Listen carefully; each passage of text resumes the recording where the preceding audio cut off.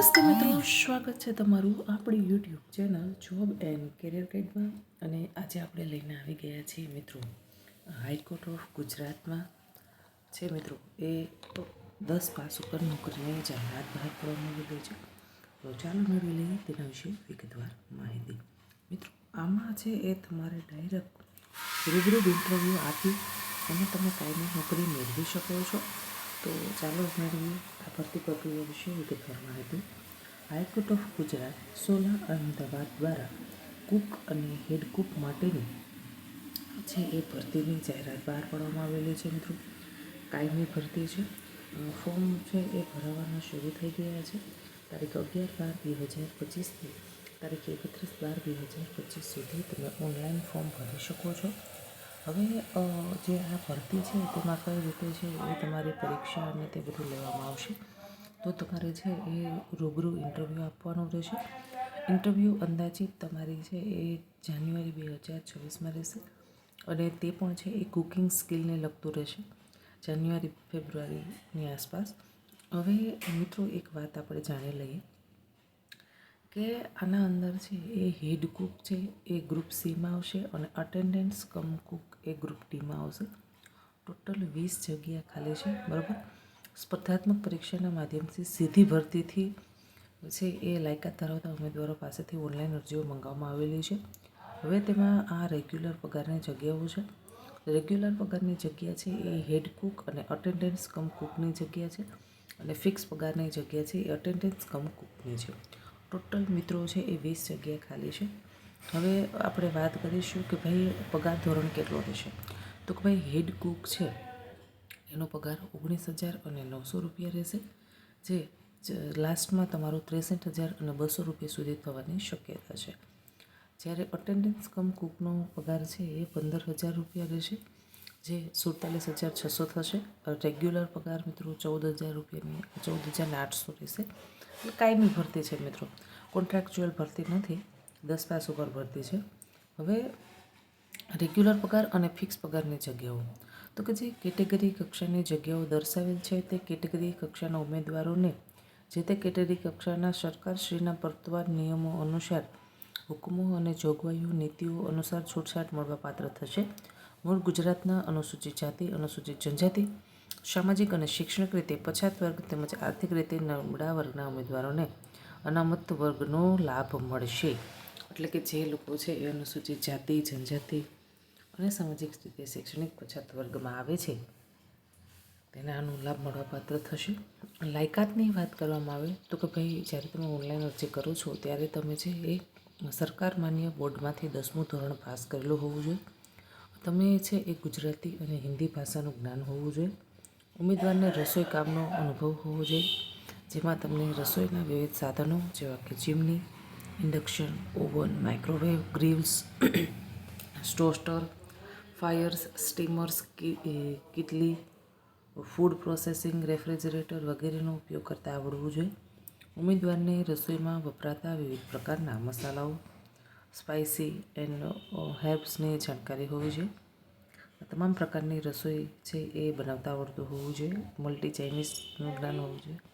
સાથે જ Punjabi, Gujarati, south Indian, શાકાહારી અને માંસાહારી, ચાઇનીઝ, કોન્ટિનેન્ટલ, ઇટાલિયન વગેરે રસોઈ તમને છે એ બનાવતા આવડવી હોવી જોઈએ. વધુ વ્યક્તિઓ માટે રસોઈ બનાવવા ઉપરાંત તેને પીરસતી વખતે સરસ રીતે ગોઠવણી કરવાની પણ તમારી પાસે છે એ સ્કિલ હોવી જોઈએ. હવે હેડ કુકની વાત કરવામાં આવે તો કે હેડ કુક પાસે તમારી પાસે અનુભવ હોવો ફરજિયાત છે મિત્રો. હેડ કુક પાસે ઉમેદવાર પાસે કેન્દ્ર સરકાર, રાજ્ય સરકારની કોઈપણ કોર્પોરેટ સંસ્થા, સશસ્ત્ર દળો અથવા કોઈપણ સરકારી ઉપક્રમમાં રસોઈયા તરીકેનો ઓછામાં ઓછો 3 વર્ષનો અનુભવ હોવો ફરજિયાત છે. અટેન્ડન્સ કમ કુકની પોસ્ટ પર મિત્રો ઉમેદવાર પાસે કેન્દ્ર સરકાર, રાજ્ય સરકાર અથવા કોઈપણ કોર્પોરેટ સંસ્થા, સશસ્ત્ર દળો અથવા કોઈપણ સરકારી ઉપક્રમમાં રસોઈયા તરીકેનો ઓછામાં ઓછા 2 વર્ષનો અનુભવ હોવો ફરજિયાત છે. હવે કોને પ્રથમ પ્રાધાન્ય આપવામાં આવશે તો હેડ કુક માટે જે લોકો અરજી કરે છે તેમાં જે ઉમેદવારે કેન્દ્ર સરકાર અથવા રાજ્ય સરકાર માન્ય પ્રાપ્ત કોઈપણ પ્રતિષ્ઠિત સંસ્થામાંથી રસોઈયાની આઈટીઆઈ એટલે કે ભાઈ ફૂડના અંદર તમે છે એ કુકિંગમાં આઈટીઆઈનો કોર્સ કરેલો છે અથવા તો કોઈ સર્ટિફિકેટ ધરાવો છો, ડિપ્લોમા ઇન સર્ટિફિકેટની ડિગ્રી ધરાવો છો, જો તેવો કોર્સ કરેલા હશે તેમને પ્રથમ પ્રાધાન્ય આપવામાં આવશે. જે ઉમેદવાર ગુજરાત હાઈકોર્ટમાં રસાયણ તરીકે કામ કરેલ હશે તેને પ્રાધાન્ય આપવામાં આવશે. અટેન્ડન્સ કમ કુક માટે મિત્રો, જે ઉમેદવારો કેન્દ્ર સરકાર અથવા રાજ્ય સરકાર દ્વારા માન્યતા પ્રાપ્ત કોઈપણ પ્રતિષ્ઠિત સંસ્થામાં રસોઈયાનો ITI certificate, diploma in degree course ધરાવતા હશે તેમને પ્રથમ પ્રાધાન્ય આપવામાં આવશે. તમારી ફરજોની વાત કરવામાં આવે તો તેમને ગુજરાતના હાઈકોર્ટના નામદાર ન્યાયમૂર્તિશ્રી અને માનનીય ન્યાયમૂર્તિશ્રીઓના નિવાસસ્થાને વિવિધ કાર્યો કરવાના રહેશે, જેવા કે રસોઈ બનાવવી, તેમનું ઘરકામ કરવું, સાફ સફાઈ કરવી, બજારમાંથી વસ્તુ લાવવી, ખરીદી કરવી તેવી બાબતોની જવાબદારી તમારે નિભાવવાની રહેશે. તેમના જે પણ તમને નિર્દેશ આપે તે મુજબ તમારે ઘરગથ્થું કામ કરવાનું રહેશે. જરૂરિયાત મુજબ તમારે કામના નિયત અને સમયમાં પાબંદ હોવા જોઈએ. તેમને માનનીય ન્યાયમૂર્તિના ઘર સાથે જોડાયેલી ફરજો, અન્ય જગ્યાએ ફરજો તેમજ રજાના દિવસોમાં તથા કોઈપણ સમય દરમિયાન સોંપવામાં આવેલ ફરજ બજાવવાની રહેશે. ઉમેદવારે ઓનલાઈન અરજી કરવાની છે. હેડકુક માટે તમે એપ્લાય કરો છો તો તેના માટે ઓછામાં ઓછી તમારી ઉંમર 21 વર્ષથી ઓછી ન હોવી જોઈએ અને 40 વર્ષથી વધારે ન હોવી જોઈએ. અટેન્ડન્સ કમ કુક માટે પણ તમારી ઉંમર 21 વર્ષથી ઓછી નહીં અને 35 વર્ષથી વધારે ન હોવી જોઈએ મિત્રો. એસસી, એસટી, ઓબીસી, જનરલ બધાને પોતપોતાની ઉંમર મુજબ તમને છૂટછાટ મળવા પાત્ર થશે. જનરલ કેટેગરીના છે તેમને નહીં, પણ જે લોકો છે એ એસટીમાં આવે છે તેને 5 વર્ષ, ઓબીસીમાં આવે, એસસીબીસીમાં આવે છે એમને 5 વર્ષ, ઈડબ્લ્યુએસને 5 વર્ષ, મહિલા ઉમેદવારોને 5 વર્ષ અને શારીરિક અને સશક્ત દિવ્યાંગ ઉમેદવારોને 10 વર્ષની છૂટછાટ મળવાપાત્ર થશે. હવે મિત્રો, પરીક્ષા ફી શું રહેશે તો કે ભાઈ આના અંદર છે એ ચલણ તમારે ભરવાનું છે. જો તમે જનરલ કેટેગરીમાં આવો છો અને હેડ કુકની પોસ્ટ પર એપ્લાય કરો છો તો તમારે 1200 રૂપિયા ચલણ છે પ્લસ બેંકનો જે ચાર્જ લાગતો હોય તે, અને અટેન્ડન્સ કમ કુક માટે એપ્લાય કરો છો તો 1000 રૂપિયા ચાર્જ છે, જે પણ પછી તેના સિવાય બેંકનો ચાર્જ લાગતો હોય તે અલગથી ચૂકવવાનો રહેશે. તમે મિત્રો જો SC, ST, SEBC, PWD, x servicemen અથવા ઈડબ્લ્યુએસના ઉમેદવાર છો અને અરજી કરો છો તો 600 રૂપિયા તમારા ચાર્જ રહેશે બેન્કિંગ ચાર્જ સિવાય હેડ કુક માટે, અને અટેન્ડન્સ કમ કુક માટે 500 રૂપિયા ચાર્જ રહેશે બેન્કિંગ ચાર્જ સિવાય. ઓનલાઈન ફોર્મ તમે છે એ ઓજસની જે વેબસાઇટ છે તેના પર જઈને ભરી શકો છો. સ્પર્ધાત્મક પરીક્ષાનું માળખું 100 માર્ક્સની મિત્રો પરીક્ષા રહેશે, જેમાં 50 માર્ક્સ તમારો રૂબરૂ મુલાકાત દ્વારા ઇન્ટરવ્યૂ દ્વારા નક્કી કરવામાં આવશે અને બીજા 50 માર્ક્સ છે એ કુકિંગ સ્કિલના આધારે નક્કી કરવામાં આવશે. ટોટલ 100 માર્ક્સનું પેપર રહેશે. બરાબર છે મિત્રો.